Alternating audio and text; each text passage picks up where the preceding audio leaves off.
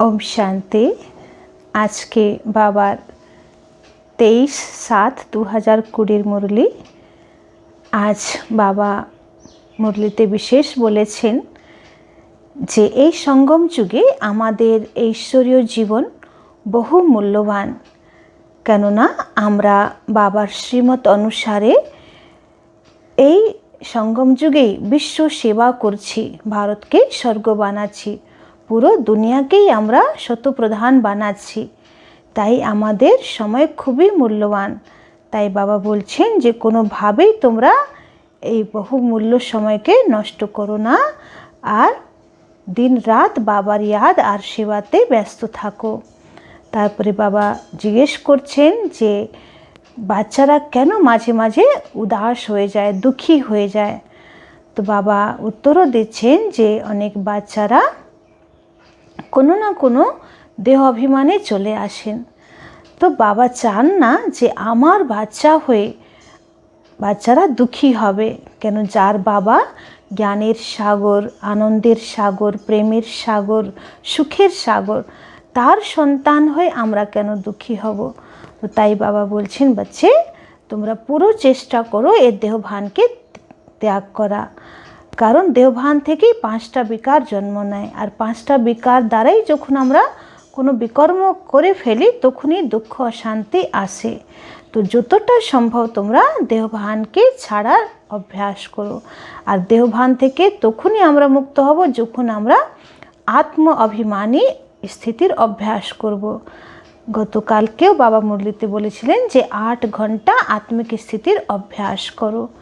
তো এখন আমরা কিছুক্ষণ একদম নিজেকে আত্মা ভেবে বাবাকে স্মরণ করব, অনুভব করব যে জ্ঞান সূর্য বাবার সমস্ত শক্তির কিরণ, লাইট মাইট, আমি আত্মা, আমি যে হিরে, তার উপরে বাবার সর্বশক্তির রং বিরঙ্গি কিরণ পড়ছে।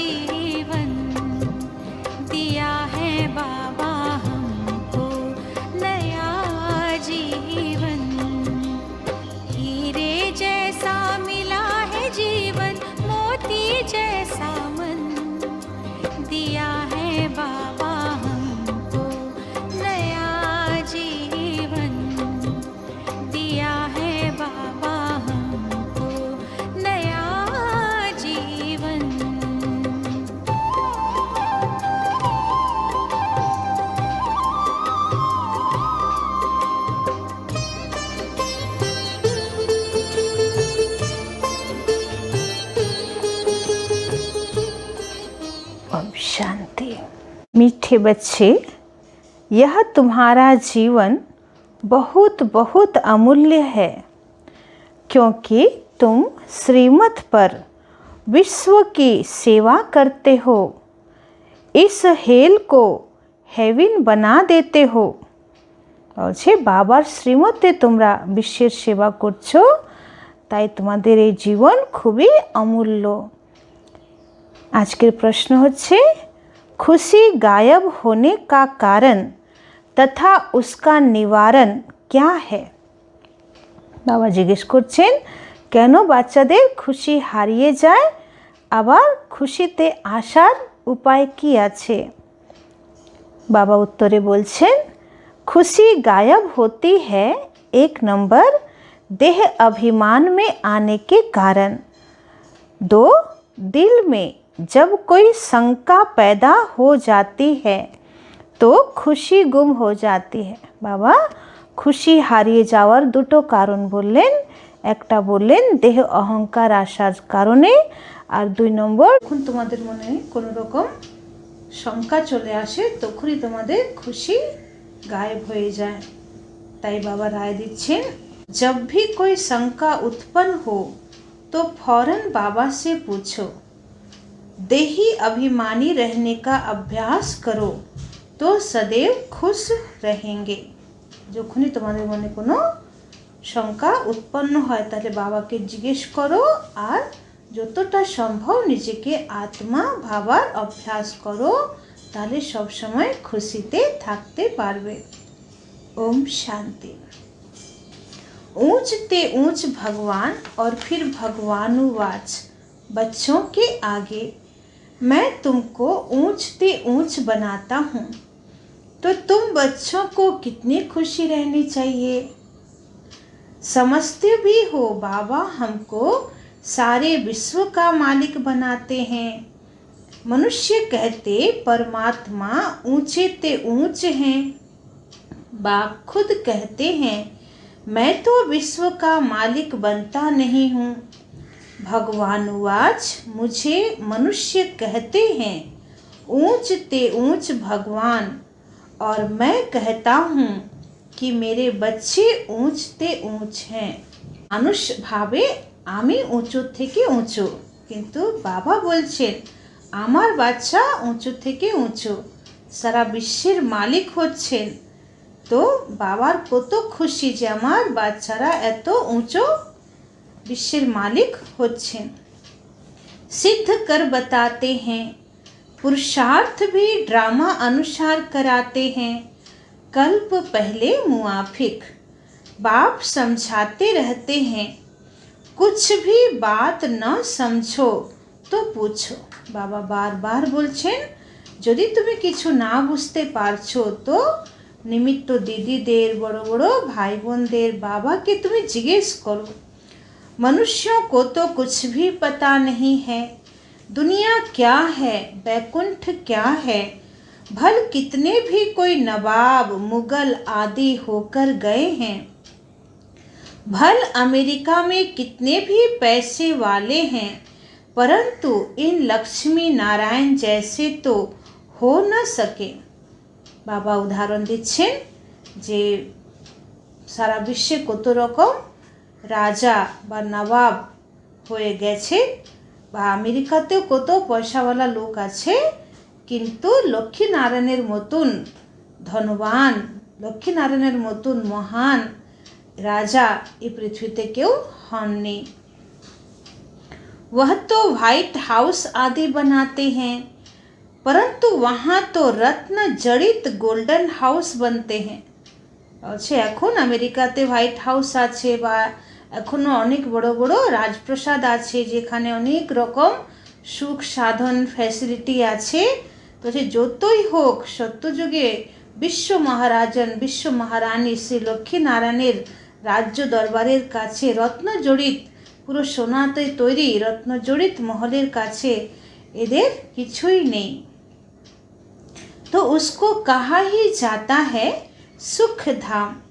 तुम्हारा तो हीरो हीरोइन का पार्ट है, वैसे तुम्हारा ड्रामाते हीरो हीरोइन, तुम डायमंड बनते हो। गोल्डन एज थी, अब है आयरन एज। बाप कहते हैं तुम कितने सौभाग्यशाली हो। भगवान खुद बैठ समझाते हैं तो कितना खुश रहना चाहिए। तुम्हारी यह पढ़ाई है ही नई दुनिया के लिए, यह तुम्हारा जीवन बहुत अमूल्य है। বলছে তোমরা এখন যা পুরুষার্থ করছো এটা সমস্ত প্রালব্ধ সত্যযুগে গিয়ে পাবে। তো এই জীবনটা খুবই অমূল্য, যদি এই সময় যদি আমরা পুরুষার্থ না করি তাহলে জন্ম জন্মান্তরের প্রালব্ধ কী করে তৈরি করতে পারবো।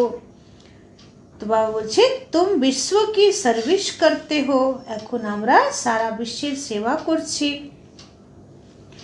बाप को बुलाते ही हैं कि आकर हेल को हेवन बनाओ।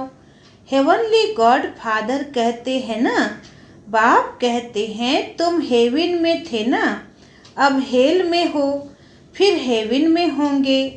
हेल शुरू होता है तो फिर हेवन की बातें भूल जाती हैं।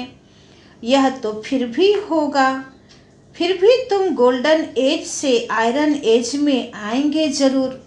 বা বলছে যখন তোমরা নিচে নেমে যাচ্ছ দাপর যুগে বা কলিযুগে যখন চলে আসছো তখন সত্যযুগের সমস্ত ব্যাপার ভুলে যাচ্ছ, আবার যখন সত্যযুগে যাবে তখন এখন আমরা কি পুরুষার্থ করেছি বা আমরা কলিযুগে কত দুঃখ পেয়েছি সব কিছু আমরা ভুলে যাব। तो बाबा बार बार बच्चों को कहते हैं, दिल में कोई भी शंका हो जिससे खुशी नहीं रहती तो बताओ। बाबा को तो प्रेमेर सागर হয় বাবা বলছেন, बच्चे তোমার মনে যদি কোনো রকম শঙ্কা হয় বা কোনো প্রশ্ন থাকে যেটা তোমার মনকে উদাস করছে, তাহলে বাবার কাছে বলো। তো বাবার কাছে বলার অনেক সাধন আছে। আমরা রোজ রাত্রিবেলা বাবার কাছে চিঠিতেও লিখতে পারি, বাবা আমার মনে এই প্রশ্ন আসছে। তো ঠিক আমরা পরের দিন বা 2-4 দিন মধ্যেই মুরলির মাধ্যমে আমরা পেয়ে যাব যে বাবা সেই প্রশ্নেরই উত্তর দিচ্ছেন। তো এরকম অনেক ভাই বোনদের মনের প্রশ্নের শঙ্কা दूर হয়ে যায়। तो बाप बैठ पढ़ाते हैं तो पढ़ना भी चाहिए ना। खुशी नहीं रहती है क्योंकि तुम देह अभिमान में आ जाते हो। खुशी तो होनी चाहिए ना। কোনো রকম যদি দেহ অভিমান চলে আসে যে কেউ আমাকে কেন ইনসাল্ট করছে, কেন অপমান করছে, বা আমাকেই কেন বলছে, বা আমি কারো থেকে কম নেই, তো এই বিভিন্ন রকম দেহ অভিমান আছে যেখানে আমার ভাব বা আমিত্ব ভাব, তখনই আমাদের মনের খুশি শেষ হয়ে যায়। তাই বাবা বলছেন যে দেহ অভিমানকে ছাড়ো। बाप तो सिर्फ ब्रह्मांड का मालिक है, तुम तो विश्व के भी मालिक बनते हो। बाप भल क्रिएटर को कहा जाता है, परंतु ऐसे नहीं कि प्रलय हो जाती है फिर नई दुनिया रचते हैं। नहीं, बाप कहते हैं मैं सिर्फ पुरानी को नया बनाता हूँ, पुरानी दुनिया विनाश करता हूँ, तुमको नई दुनिया का मालिक बनाता हूँ। बाबा বলছেন যে বাবাকে রচয়িতা বলা হয়। তো রচয়িতা মানে এটা না যে আগে পুরো দুনিয়াকে বিনাশ করে দেবে, তারপরে বাবা নতুন সৃষ্টি রচনা করবে। मैं कुछ करता नहीं हूँ, यह भी ड्रामा में नूंद है, पतित दुनिया में ही मुझे बुलाते हैं। বাবা বলছে এটাই ড্রামাতে ফিক্স যে আমি সত্যযুগে আসি না, আমি এই পতিত দুনিয়াতেই আসি। पारसनाथ बनाता हूँ तो बच्चे खुद पारसपुरी में आ जाते हैं, वहाँ तो मुझे कभी बुलाते ही नहीं हैं। मुझे सत्ययुगे तो তোমরা আমাকে ডাকবেই না।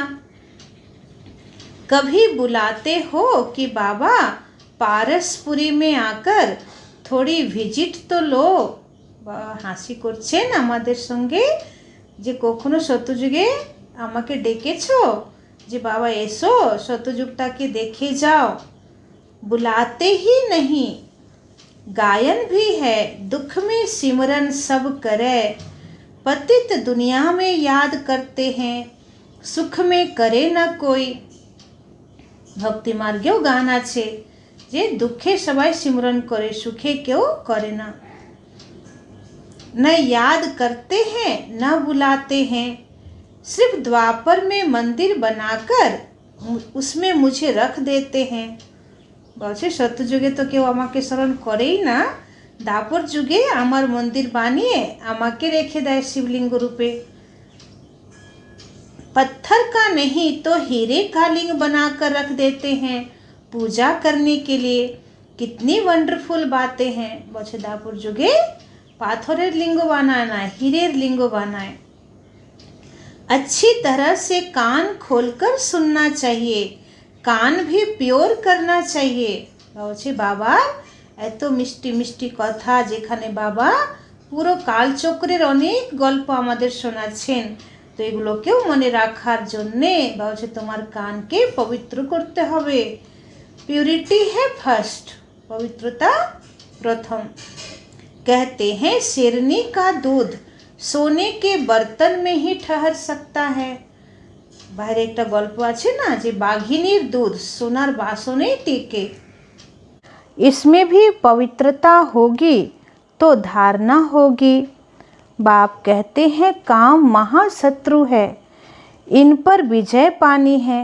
বাবা বলছেন বাঘিনীর যে দুধ হয় সেটা সোনার বাসনেই টেকে, তাই তোমাদের বুদ্ধিতেও যখন পূর্ণ পবিত্রতা হবে তবে বাবার এই জ্ঞান রত্ন টিকতে পারবে। তাই বাবা বলছেন যে কাম মহাশত্রু, এটার উপরে তোমাকে বিজয় প্রাপ্ত করতেই হবে। तुम्हारा यह अंतिम जन्म है, यह भी तुम जानते हो। यह वही महाभारत लड़ाई भी है। বলছে একে তো তোমাদের এটা এই সৃষ্টি নাটকের শেষ জন্ম, আর তারপরে সামনে মহাভারত যুদ্ধ। তাই এখন বিকারকে জয় করো। कल्प कल्प जैसे विनाश हुआ है, हु बहु अब भी होगा। ड्रामा अनुसार, যেমন কল্প পূর্বে বিনাশ হয়েছিল সেই অনুসারে এখন পুনরায় হবে। तुम बच्चों को स्वर्ग में फिर से अपने महल बनाने हैं। বাবা কত খুশিতে বলছেন যে তোমাদেরকে আবার সত্যযুগে নিজের মহল বানাতে হবে। जैसे कल्प पहले बनाए थे। स्वर्ग को कहते ही हैं पैराडाइज। पुरानों से पैराडाइज अक्षर निकला है। कहते हैं मान सरोवर में परियां रहती थी, उसमें कोई डुबका लगाए तो परी बन जाए। तो গল্প আছে যে একটা মানসরোবর ছিল, সেখানে যদি কেউ 3 বার ডুবকি লাগায় তাহলে পরি হয়ে যায়। তো বলছে এরকম কোনো জলের মানসরোবর নেই যেখানে ডুবকি লাগালে মানুষ পরি হয়ে যাবে। वास्तव এটা হচ্ছে ज्ञान मान सरोवर। वास्तव में ज्ञान मान सरोवर है। उसमें तुम क्या से क्या बन जाते हो। शोभनिक को परी कहते हैं। ऐसे नहीं पंखों वाली कोई परी होती है। বলছে যে সুন্দর হয় হালকা হয় তাকে পরি বলা হয়, বাকি ডানাওয়ালা কোনো পরি আকাশে নেই।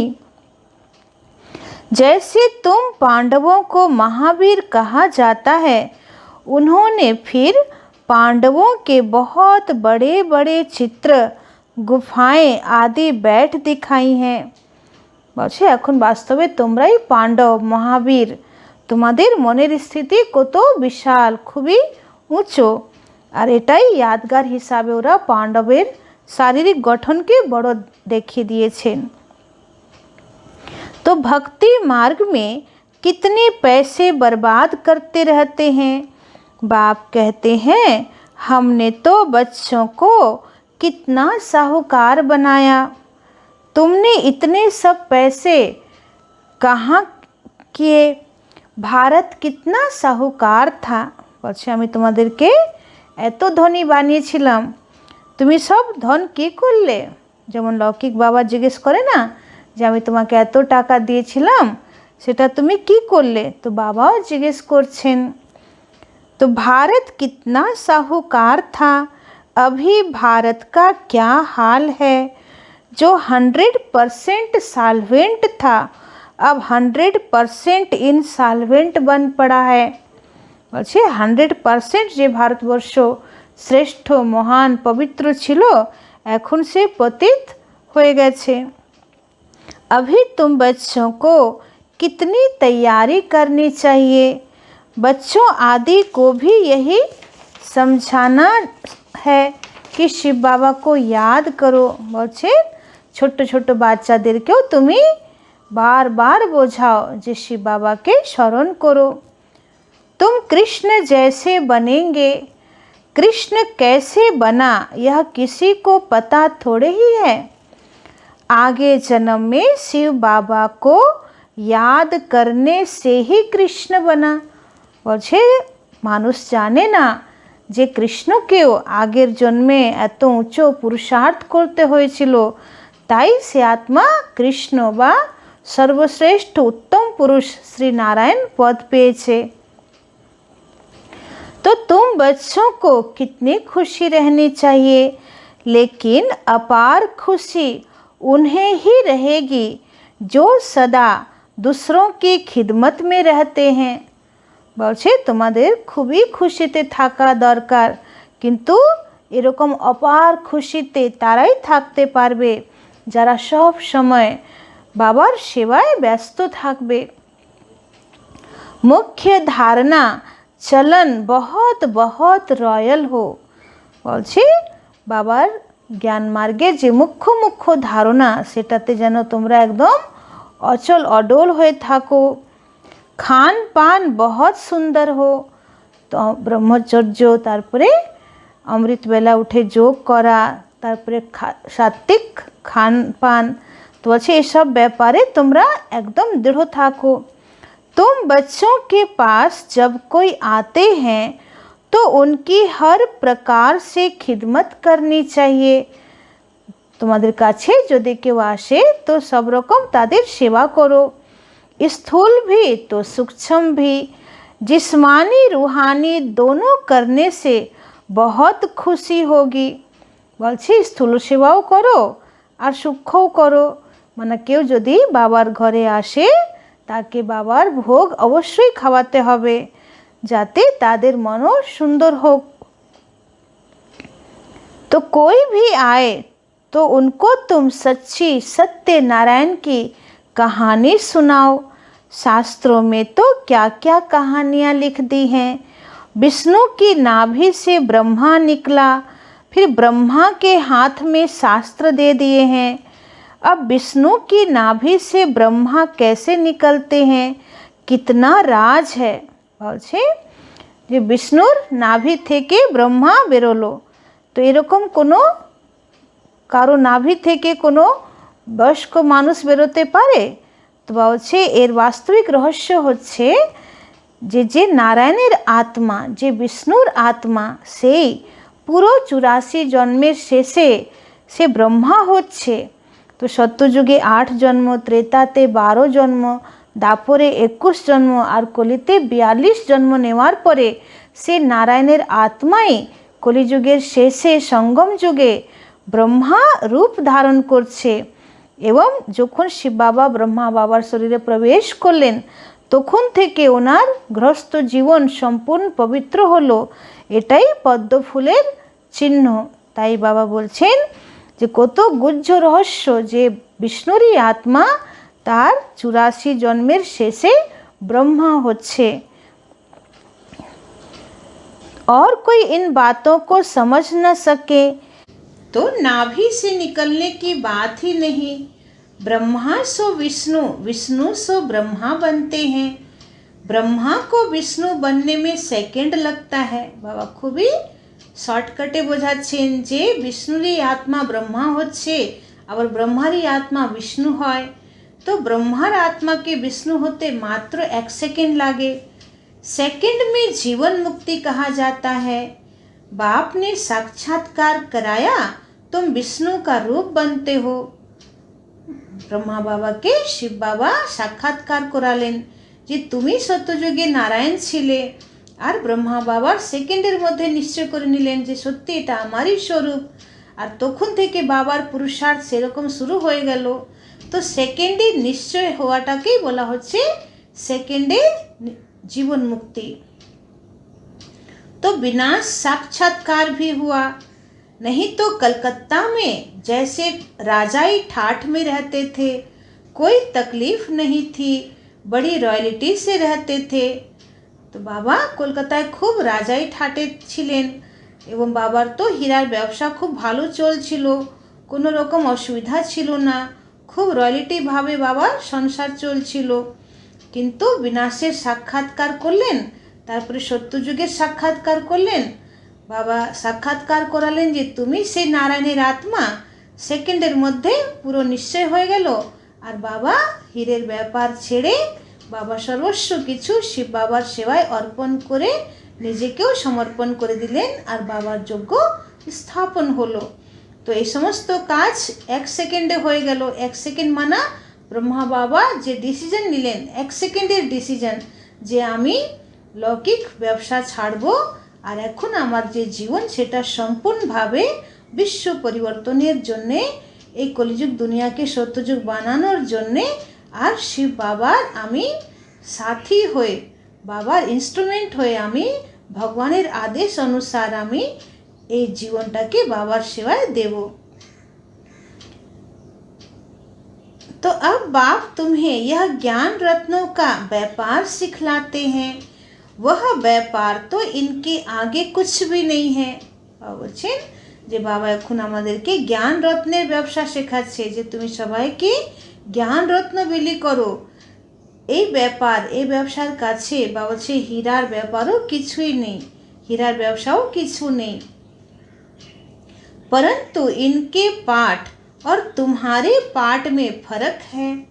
বলছে ব্রহ্মা বাবা যেটা করলেন বা ব্রহ্মা বাবার যে পাঠ আর আমাদের পাঠের মধ্যে পার্থক্য, কেন ব্রহ্मा बाबा मध्य तो शिव बाबा आश्चेन, तो बाबा ने इनमें प्रवेश किया और फट से सब छोड़ दिया। भट्टी बननी थी, तुमने भी सब कुछ छोड़ा, नदी पार कर भट्टी में पड़े। বলছে তোমরাও সব কিছু ছেড়ে দিলে, क्या क्या हुआ कोई की परवाह नहीं। বলছে যখন বাবার যজ্ঞ স্থাপন হয়েছিল তখন কিভাবে সমস্ত দিদি দাদিরা একদম প্রভু দিওয়ানা হয়ে তারা বাবার যজ্ঞে সমর্পিত হয়েছিলেন। তারা সমাজ লোক সংসার কিছুই পরবাহ করেননি, সব কিছু বাহিরের দুনিয়ার নীতি রীতি ছেড়ে তারা বাবার যজ্ঞে সমর্পিত হয়েছিলেন। कहते हैं कृष्ण ने भगाया, क्यों भगाया? শাস্ত্রে আছে না রুক্মিণীকে নিয়ে কৃষ্ণ পালিয়ে গিয়েছিল, तो कैनो पालिएছিল? उन्होंने पटरानी बनाने, तो यह भी भट्टी बनी, तुम बच्चों को स्वर्ग की महारानी बनाने के लिए। माना जे दीदी दादीरा बाबार प्रेमे घर संसार सब छेड़े बाबार सेवाय समर्पित হয়েছিল, এদেরই গল্প শাস্ত্রে লেখা আছে যে রুক্মিণী সত্যভামা সব ছেড়ে চলে এসেছিল। তো বাবা বলছে তোমরা এসেছিলে তো আমি তোমাদেরকে কি করব, স্বর্গের মহারানী বানাবো। तो शास्त्रों में क्या क्या लिख दिया है, प्रैक्टिकल में क्या क्या है? तो শাস্ত্রে যা কিছু লেখা আছে ভগবত লীলাতে গোপ গোপিনীদের জন্য সেটা এখন সঙ্গম যুগে প্র্যাকটিক্যালে হয়েছে, वास्तवे হয়েছে। सो अब तुम समझते हो भगाने की कोई बात नहीं है। कल्प पहले भी गाली मिली थी, नाम बदनाम हुआ था, यह तो ड्रामा है, जो कुछ होता है कल्प पहले मुआफिक। বলছে ব্রহ্মকুমারীদেরকে অনেক উল্টো পাল্টা কথা শুনতে হয়, অনেক সমাজে বাজে বাজে কথা বলে, তো বলছে কোনো চিন্তা করো না, 5000 বছর আগেও তুমি এরকম গালি খেয়েছিলে, নাম খারাপ হয়েছিল, এটা কোনো ব্যাপার নেই। এখন যারা আমাদের নাম খারাপ করছে তারাই একদিন আমাদের নাম উজ্জ্বল করবে। तो यह तो ड्रामा है, जो कुछ होता है कल पहले मुआफिक। अभी तुम अच्छी रीति जानते हो कल्प पहले जिन्होंने राज्य लिया है वह जरूर आएंगे। बाप कहते हैं मैं भी कल्प कल्प आकर भारत को स्वर्ग बनाता हूँ। बाबा बोलছেন যারা কল্প পূর্বে এসেছিল আর তোমাদের দেবী দেবতা কুলে তারা ঠিক চলে আসবে আর নিজের রাজ্য নিয়ে নেবে। तो पूरा 84 जन्मों का हिसाब बताया है। सतयुग में तुम अमर रहते हो, वहाँ अकाले मृत्यु नहीं होती। शिव बाबा काल पर जीत पहनाते हैं, कहते हैं मैं कालों का काल हूँ।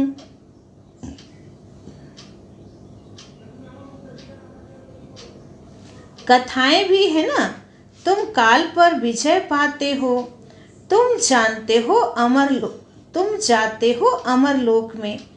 अमर लोक में ऊंच पद पाने के लिए एक तो पवित्र बनना है, दूसरा फिर दैवी गुण भी धारण करने हैं। বলছে অমর লোকে উচ্চ পদ পাওয়ার জন্য এক তো তোমাকে পবিত্র হতে হবে আর দ্বিতীয় তোমাকে दैवी गुण धारण করতে হবে। अपना रोज पोता मेल रखो, रावण द्वारा तुमको घाटा पड़ा है।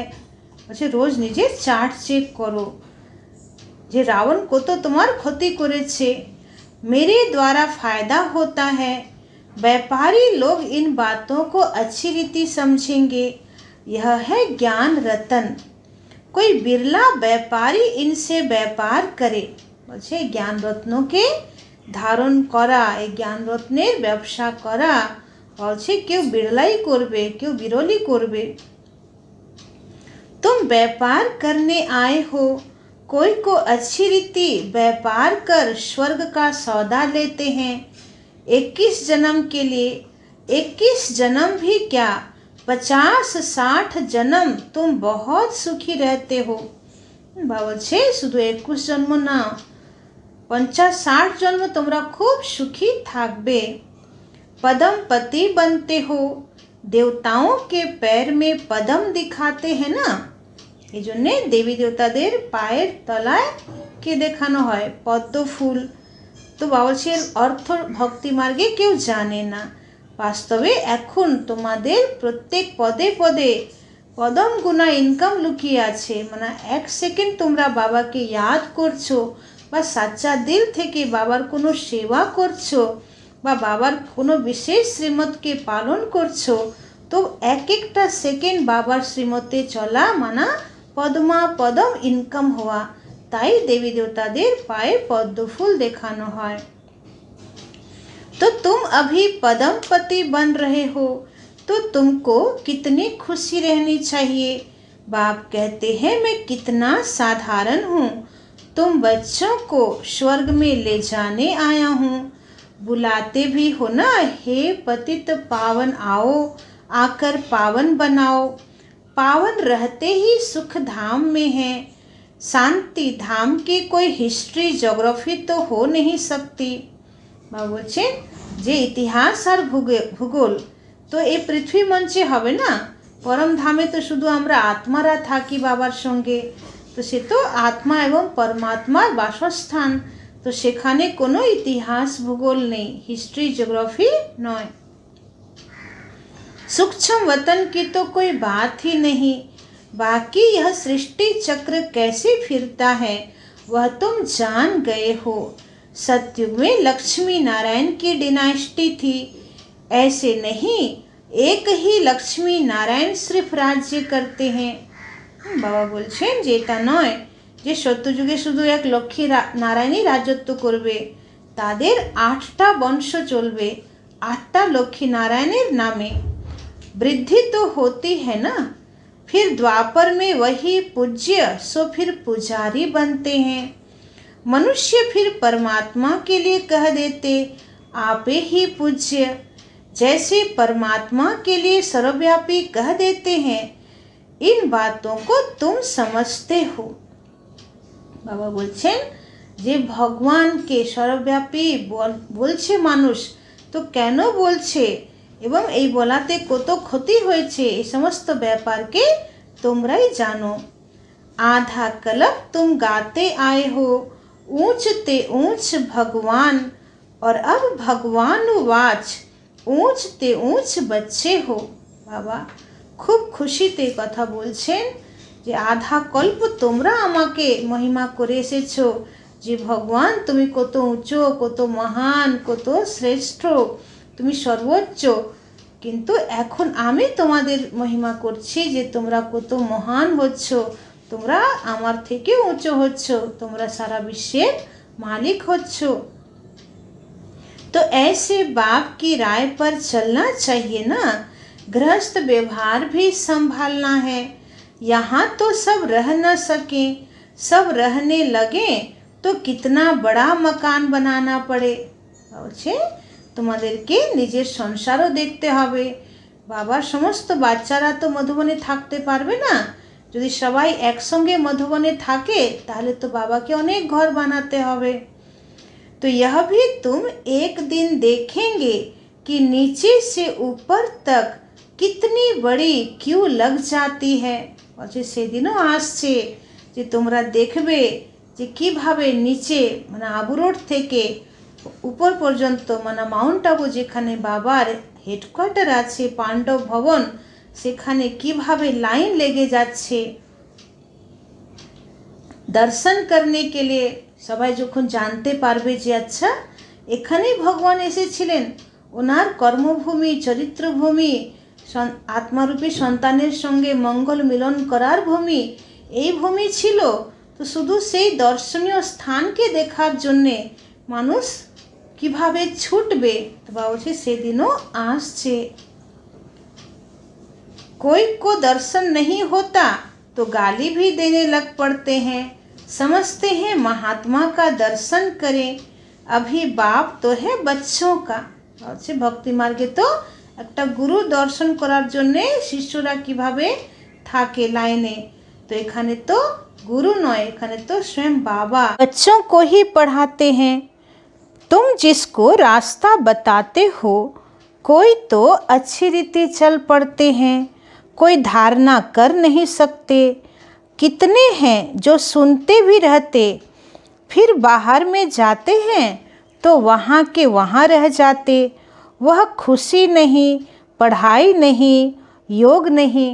बोलছে যে তোমরা অনেককেই বাবার জ্ঞান শোনাচ্ছ, মুরলি শোনাচ্ছ, কিন্তু সবাই একরকম ধারণা করতে পারছে না। কেউ তো আছে যে সেন্টার থেকে বেরিয়ে যাবে আর যেমনকার তেমনই থেকে যাবে, কোনো খুশি নেই, কোনো যোগের লগন নেই, বাবার পড়াইয়ের প্রতি अटेंशन নেই যে বাবার মুরলিতে আমরা কি শুনলাম। तो बाबा कितना समझाते हैं, चार्ट रखो नहीं तो बहुत पछताना पड़ेगा। बाबा रोज আমাদের বোঝাচ্ছেন যে চার্ট রাখো, নালে খুব পশ্চাতাপ করতে হবে। हम बाबा को कितना याद करते हैं, चार्ट देखना चाहिए। भारत के प्राचीन योग की बहुत महिमा है। বলছেন যে রাজযোগী হচ্ছে ভারতবর্ষের প্রাচীন যোগ, যার মহিমা সারা বিশ্বে আছে। तो बाप समझाते कोई भी बात नहीं समझो तो बाबा से पूछो। बाबा আবার সেই পয়েন্টে চলে আসলেন যে যদি কোনো ব্যাপারে তোমার শঙ্কা থাকে, প্রশ্ন থাকে, तो बाबा के जिज्ञेस करो। आगे तुम कुछ भी नहीं जानते थे। बाबा कहते हैं यह है कांटों का जंगल, काम महाशत्रु है। যে সারা দুনিয়ায় যেহেতু বিকারী মার্গে সবাই চলছে আর সবাই এক দুজনকে কাম কাটারি চালাচ্ছে বা দুঃখ দিচ্ছে, তাই পুরো দুনিয়ায় কাঁটার জঙ্গল। यह अक्षर खुद गीता के हैं। বলছে কাম মহাশত্রু এই শব্দটা গীতাতেও লেখা আছে। गीता पढ़ते थे परंतु समझते थोड़े थे। बाबा ने सारी आयु गीता पढ़ी, समझते थे गीता का महात्मा बहुत अच्छा है। ब्रह्मा बाबा लौकिक जीवने পুরো সময় গীতা পড়তেন এবং ট্রেনেও যখন থাকতেন বাবা গীতা অবশ্যই পড়তেন। तो भक्ति मार्ग में गीता का कितना मान है। गीता बड़ी भी होती है, छोटी भी होती है। कृष्ण आदि देवताओं के वही चित्र पैसे पैसे में मिलते रहते हैं। বলছে রাধা কৃষ্ণ দেবী দেবতাদের অনেক চিত্র মানুষ পয়সা দিয়ে কিনে নিয়ে যায়। उन्हीं चित्रों के फिर कितने बड़े बड़े मंदिर बनाते हैं। আবার সেই ছোট ছোট কৃষ্ণের মূর্তি কিনে নেবে আর তার উপরেই মন্দির বানায়। तो बाप समझाते हैं तुमको तो विजय माला का दाना बनना है। বলছে এরকম ভক্তি না করে তোমাকে তো পুরুষার্থ করতে হবে কৃষ্ণের রাজত্বে যাওয়ার জন্যে, কৃষ্ণের সখা সখী হওয়ার জন্যে। তাই বৈজন্তী মালাতে আসার জন্যে তুমি পুরুষার্থ করো।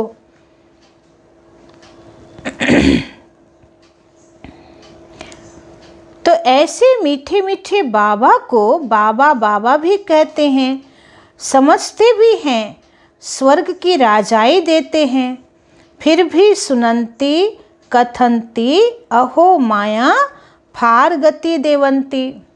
বাবার আশ্চর্য লাগে যে বাবা তোমাদেরকে স্বর্গের রাজাই দিচ্ছে, সেই বাবা থেকে তোমরা জ্ঞান শুনছো, অন্যকে শোনাচ্ছ, তাও তোমরা আবার মায়ার হাত ধরে চলে যাচ্ছ বাবাকে ছেড়ে। বাবা কাহা তো বাবা মানা বাবা। বলছে কোনো সন্তান তার বাবাকে বাবা বলতে বলতে কখনো বলবে যে আমি তোমাকে বিশ্বাস করি না, যে তুমি আমার বাবা বা আমি তোমাকে মানি না।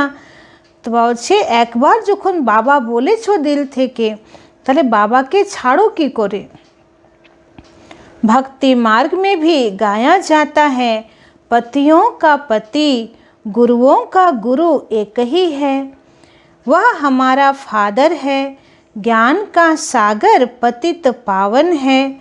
तुम बच्चे कहते हो बाबा हम कल्प कल्प आपसे वर्षा लेते आए हैं, कल्प कल्प मिलते हैं।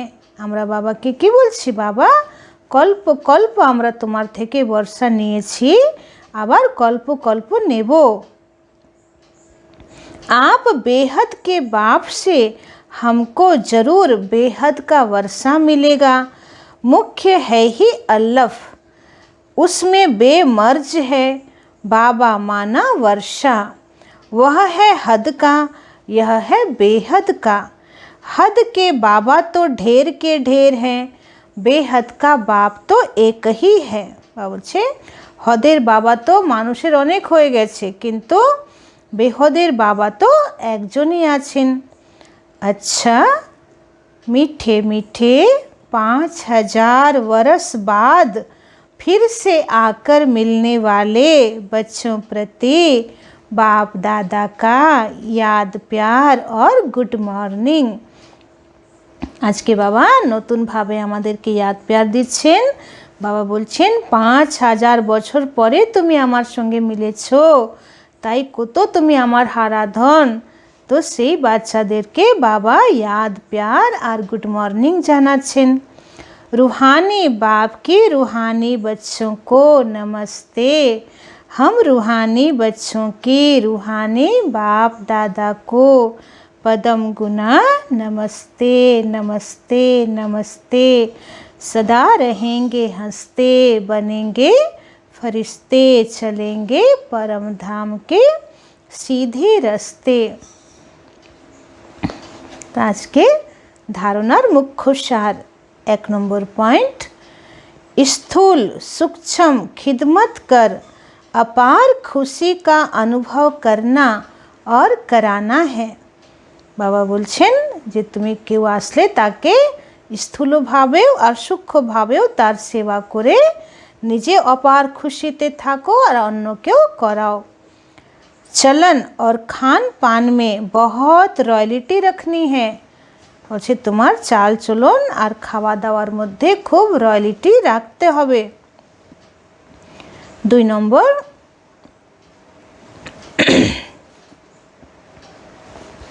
अमर लोक में ऊंच पद पाने के लिए पवित्र बनने के साथ साथ दैवी गुण भी धारण करने हैं। সত্যযুগে উঁচু পদ পাওয়ার সাথে সাথে पवित्र होवार जोन्ने दैवी गुणों धारण करते हवे। अपना पोता मेल देखना है कि हम बाबा को कितना याद करते हैं।